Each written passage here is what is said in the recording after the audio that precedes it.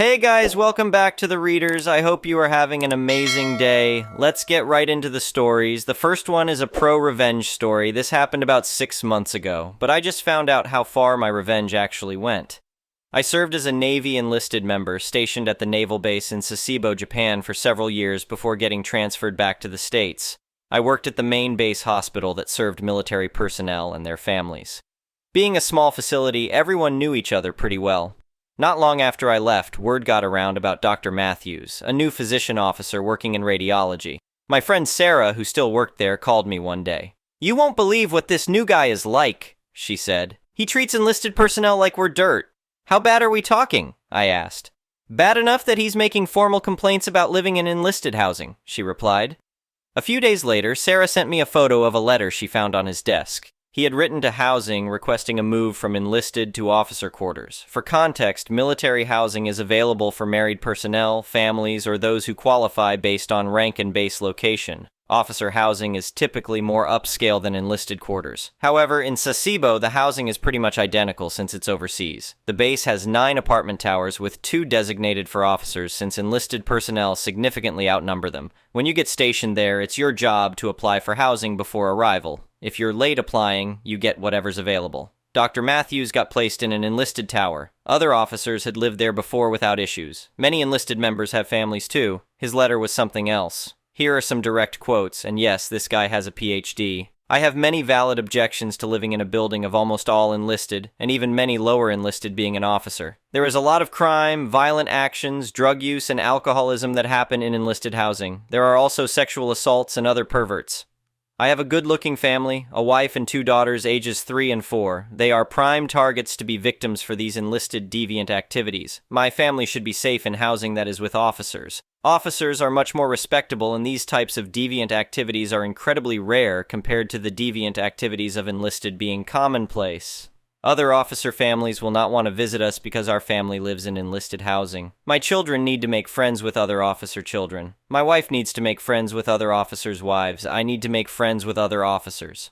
Forcing an officer to live in a large apartment building with almost all enlisted is unethical. The most ironic part? He was formerly enlisted Army before becoming an officer. One evening, I called my friend Mike, who still worked at the hospital. "Can you believe this guy?" I asked. "It's worse in person," Mike said. "He walks around like we're all criminals. Yesterday he told a corpsman to use hand sanitizer before touching his paperwork." I was already planning to separate from the service soon, so I decided to have some fun. I created a burner Facebook account and posted the letter with his photo on a popular military enlisted group. Within 48 hours it went viral. But I wasn't finished. You know those military challenge coins? They're like collectible coins that come in different designs. I created one featuring his face on one side and a middle finger on the other. I also made stickers showcasing our deviant pride. Other people started making their own coin designs, but mine became the most popular. I sold over 70 coins to Sarah at a discount so she could resell them for profit. Soon, Dr. Matthews' face was everywhere. People had the coins displayed on their desks. He couldn't prove it was him since there was no name on them. I sold more across the States and even to bases in Europe, making about $3,000 overall. The story hit the Naval Times and 2 major military YouTube channels. When things get that big, even the brass can't ignore it. Dr. Matthews faced captain's mast, basically Navy court. He tried claiming his wife wrote the letter. "It was all my doing," his wife insisted during the hearing. "I was concerned for our children." But her writing samples showed a completely different style, full of basic grammar mistakes. They both deleted their social media accounts after that. He ended up getting hit with 3 UCMJ articles. Here's the best part. In the military, you have time limits to make certain ranks. If you don't get promoted, you're out. Since he was new and got UCMJ articles, his promotion chances were 0, leading to involuntary separation. The officer program that paid for his PhD requires 10 years of service in return. Leave early, and you have to pay it all back. "Karma's something else, isn't it?" Sarah texted me recently. "He's still here waiting for his separation paperwork, and nobody will work with him. Even the other officers avoid him now." So, not only did he lose his job, but he's also on the hook for his PhD costs. And while he waits for his family's transfer back to the States, he's basically a social pariah on base. The next one is an entitled people's story. I never thought I'd have to deal with someone trying to literally steal my house, but here we are. This all started when I bought my first home last year, a modest 3-bedroom ranch house in a quiet neighborhood. I'd saved for years while living in a tiny apartment, and finally being able to afford my own place felt amazing. The previous owner was an elderly woman who had moved into assisted living. The sale went smoothly through her power of attorney, and I had all the proper documentation: deed, title insurance, everything. I moved in and spent a few weeks fixing the place up, painting rooms, and making it my own. Then, one Saturday morning, I heard aggressive pounding on my front door. I opened it to find an angry middle-aged woman I'd never seen before, hands on her hips. "What are you doing in my mother's house?" she demanded without introduction. I explained that I had purchased the home legally and showed her my deed, but she wasn't having it. "This is impossible. Mom would never sell without telling me. You must have scammed her somehow. I'm calling the police." I remained calm and explained again that everything was done properly through her mother's power of attorney. She pulled out her phone and started recording me while making wild accusations. "You're trespassing! This is my mother's house and you need to leave immediately. I'm going to have you arrested. Ma'am, I am the legal owner. I have all the documentation. Please leave my property or I will have to call the police myself." She stormed off to her car, but I knew this wasn't over. I immediately called the real estate attorney who had handled my closing to give him a heads up about the situation. He assured me my paperwork was solid, but advised documenting all interactions with this woman. Sure enough, within an hour, a police car pulled up. The woman, who I'll call Karen, had apparently told them I was squatting in her mother's house. I calmly showed the officers my deed and closing documents. They quickly realized Karen was the one causing problems, not me. "Ma'am, this person is the legal owner," one officer explained to Karen. "If you have concerns about the sale, you'll need to take it up in civil court." Karen completely lost it. "This is ridiculous. That's my mother's house. I grew up there. You need to remove this person immediately." The officers warned her she needed to leave or she'd be arrested for disorderly conduct. She finally stormed off again, but not before screaming that she'd see me in court. Over the next few weeks, Karen escalated her harassment. She'd drive by multiple times daily, taking photos and videos. She left threatening notes in my mailbox. She even tried to get into my backyard one day when she thought I wasn't home. I installed security cameras and documented everything. My attorney sent her a cease and desist letter, which she ignored. The final straw came when she actually tried to break in through a back window late one night. My security camera caught her in the act, and this time when I called the police, they arrested her for attempted breaking and entering. Karen's mother's power of attorney reached out to me after hearing about the arrest. Apparently, Karen had been estranged from her mother for years due to similar unstable behavior. The mother had specifically instructed that the house be sold and Karen not be allowed to take possession of it. I ended up having to get a restraining order against Karen. She tried to contest it in court, which backfired spectacularly. The judge was not impressed by her behavior or her claims that I had somehow stolen the house. The security footage of her attempted break-in sealed the deal. "Miss Karen's last name, you have no legal right to this property," the judge stated firmly. "The sale was completely legitimate. If you continue harassing the rightful owner, you will face serious consequences." He granted my restraining order and ordered Karen to pay my legal fees. She tried to argue, but was shut down immediately. "One more word and I'll hold you in contempt," the judge warned. "You're lucky you're not facing criminal charges for the attempted break-in." After that, Karen finally backed off. I later learned she had pulled similar stunts with other people, trying to claim ownership of properties she had no right to. The power of attorney told me Karen had been hoping to inherit her mother's house despite their estrangement and couldn't accept that her mother had chosen to sell it instead. I still see her drive by occasionally, but she keeps her distance now. I've maintained the security cameras and keep detailed records of any contact just in case. It's sad that someone would go to such lengths to try to steal a house, but I'm glad I had the documentation to protect myself. Let this be a lesson. Always keep your paperwork in order and document everything when dealing with crazy people. The next one is a petty revenge story. I was reading some posts on here and felt my petty revenge may give some a light chuckle as it did me when I done it.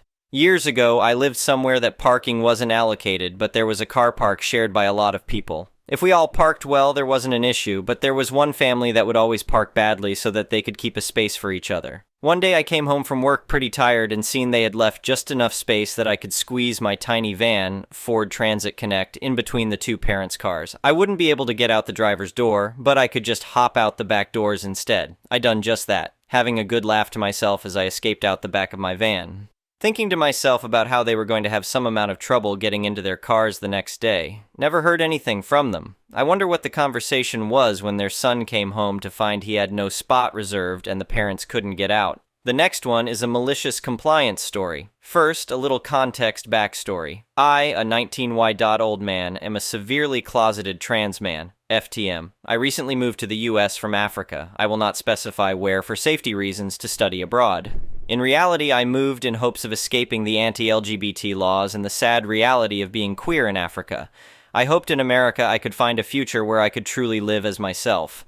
Spoiler alert, I didn't. Not only does it seem like America hates trans people as much as Africa, but also my family here seems to be 10 times more strict, closed-minded, and traditional than my family back home. For those who don't know, being an international student is expensive as heck. My family is not poor, but we are not covered in wealth either. So, to be able to live here, I needed to move in with my family in America, at least for the time being.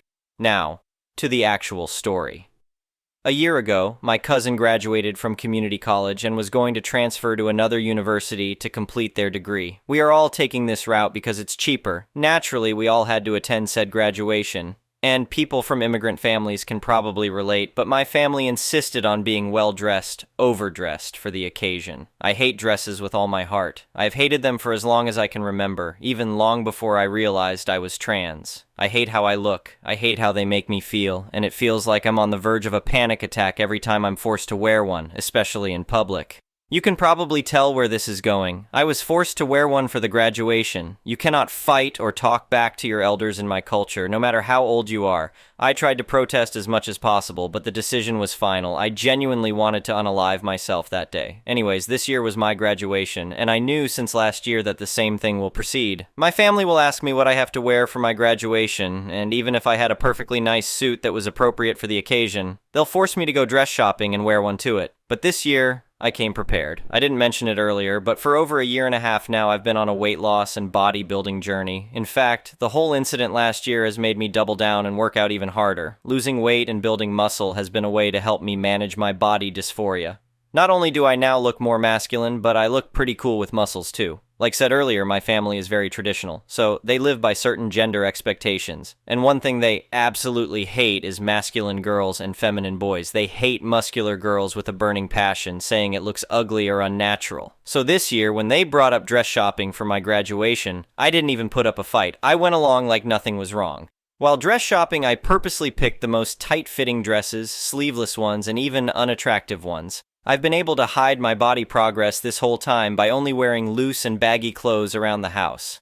So, when it came time to try on the dresses and I came out of the dressing room, the pure look of disgust on their faces is one I cannot describe. I had to try so hard to not burst out laughing in the moment. While I am not the most muscular person out there, I still looked pretty buff in those dresses. Simply put, I looked like a man in those dresses, and they hated that ha ha ha ha ha ha. The worst part is that they could not even complain about my body, because my weight has always been an issue and talking point in my family. So, even though they hated how I looked, at least I lost weight, so they cannot complain. I was even considering lat spreading as I came out of the dressing room, but that might have pushed it too far. Anyway, long story short, they hated every single dress and allowed me to wear my suit, which I looked much better in. And now, even though I won, I constantly get comments about working out too much from them. On the bright side, since I graduated, I am finally moving out after summer. Hopefully, with more freedom and less fear, things will be different this time. The next one is an entitled people's story. I work in a Burger King as it pays slightly better than what I was getting working for my aunt, and I've encountered several Karens before, but this incident was the most recent. Last week I was doing a deep cleaning of the playground due to a birthday party that had just finished up earlier, and it was my last task to do before clocking out. My boss had asked me to close the playground since I'd be deep cleaning and she didn't want customers to be in contact with any chemicals that I'd be using. While cleaning, I noticed that the AC was out and the playground was extremely hot to the point where I had difficulty breathing. To add to the issue, I'm also extremely allergic to some of the cleaning products that we use, so I'm basically in an oven with no airflow and using cleaning chemicals that I can't even touch without my skin cracking. I'm struggling to breathe and cleaning, and while doing that, I noticed this man and his daughter, who looks like she'd be at least 4 years old, watching me clean in the main lobby. I didn't think much of it, mainly because I was more worried about getting out of the playground room as quickly as I can. I cleaned the inside of the playground's tubes and slides and any place I'd fit, cleaned the tables and the windows and broom and mop.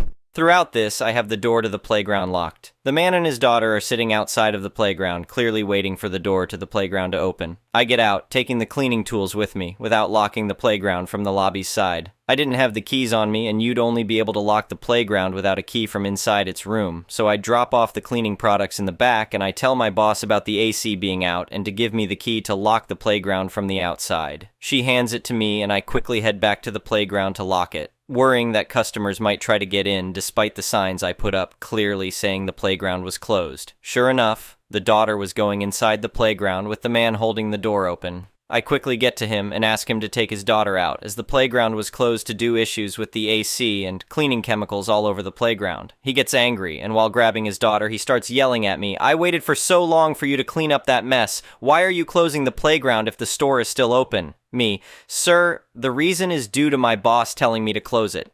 The playground was just cleaned and the chemicals can't be aired out because the AC is down." Entitled man, "When does it open?" Me, "I'm not entirely sure. My boss is calling the repair guy right now, so hopefully it'll be open in the morning." When I told him that, I'm guessing he didn't understand what I said, or he was just too angry to fully listen. But he then said, "Why is the playground only open in the mornings? What kids are going to be here in the playground if they'd be in school?" The day after was Saturday, so I was confused on what he'd meant on that comment, but I shrugged him off. I was already too tired, and I was in the middle of an allergy attack to say anything to the man. But that made him even more angry, and he said, "This is so ducking insane. I waited for 15 minutes to get my order and the cashiers were giving me attitude. And now you want to close the playground in the middle of the afternoon. I want your boss to fire you." He then rushes out, pulling his crying daughter behind him and leaves. I thought that was the end of it, and I'd finally be able to go home to recover from my allergy attack, but not long after the male Karen left, my boss is on the phone with him. I was grabbing my things from the closet where all the employees put their bags, and I can clearly hear him screaming about how can the playground be closed in the afternoon. My boss is trying to calm him down by saying, "Boss, yes sir, I understand your frustration. However, for the safety of your daughter and other customers, I asked my employee to close it." Entitled man, "She gave me attitude. I waited so long for her to finish cleaning, and now my daughter is crying because she couldn't get in." Boss, "And I do apologize for closing the playground, but there were signs in front saying that the playground was closed for cleaning and the AC is out. Your daughter could have suffered from heat exhaustion." Entitled man, "But why did the employee tell me that the playground is only open in the mornings? What kids are going to be there in the morning?" Boss, "I did not tell my employee that the playground was only open in the mornings. I'll talk with her, though there is a chance that maybe there was a misunderstanding. Our repairman is coming in soon to take a look at our AC, so we hopefully should be open by tomorrow. I sincerely apologize for your inconvenience." The entitled man calmed down after that, and after a few more apologies, their call ended. My boss asked me why did I tell the man about the playground being open in the mornings, but when I explained what had happened and what I said, she later understood that it was a misunderstanding. After that, I was free to go home. I haven't seen that male Karen, but I did see his daughter yesterday with an old lady after school let out for the summer, so I'm gonna assume that's her grandma. She looked pretty happy, though I feel bad about what happened with her dad. The next one is an entitled parent story. I posted a couple days ago, pretty sure it was here, about my dad who basically last minute told me he couldn't help me next week when I give birth. Today I had a conversation with him, just talking. I don't like confrontation and I just want to keep the peace, so when we talked I was basically just, "Yes, sounds fun, sounds bad, sure." The conversation until he brought up about wanting to help me. This version of wanting to help is quitting his job. He is notorious for staying at a job for 3-4 months, then quitting when he doesn't get his way, and move up here to stay with me, my husband, toddler, and newborn to help us. He wants me to quit my job. I love my job. They've let me go remote until I can get daycare for the newborn, and it's not a very demanding job at all, so I can focus on my school. I just graduated my associate's summa cum laude, and I'm on track to do the same with my bachelor's. And the babies. On paper, that sounds great, but I know my dad. He did this with my firstborn. He moved in with us, asked us what kind of help we wanted. I told him I just needed someone to babysit. I didn't want him paying any bills, and this was agreed upon. But instead decided to get a job overnights and not babysit at all. Refused to clean, refused to help out with anything other than monetary stuff. Crap hit the fan when me and my husband decided to break our lease, and he had to figure out where to go because he couldn't follow us to New York at the time, thankfully. Now he's discussing with the rest of my family how he's going to move up here, start a landscaping business, and help again without even asking me. Just assumes I'm going to agree, and when I brought up I don't have room for him, nor will my landlord agree to him moving in, he just, "It'll be fine. If you get kicked out, we'll find something else. Just talk to your husband." I know my husband will not agree to this because of the last time. He's already expressed how much he hates my father and will not stand for him to move in with us, and every time my father visits, my husband is on edge because he thinks my father will decide to just not leave one day. Which is a possibility, unfortunately. I'm at the point I need to go very LC because my father doesn't understand boundaries. I just need to actually do it. Thank you for watching. I would really appreciate it if you could like the video and subscribe to our channel if you haven't already. We'll see you again tomorrow.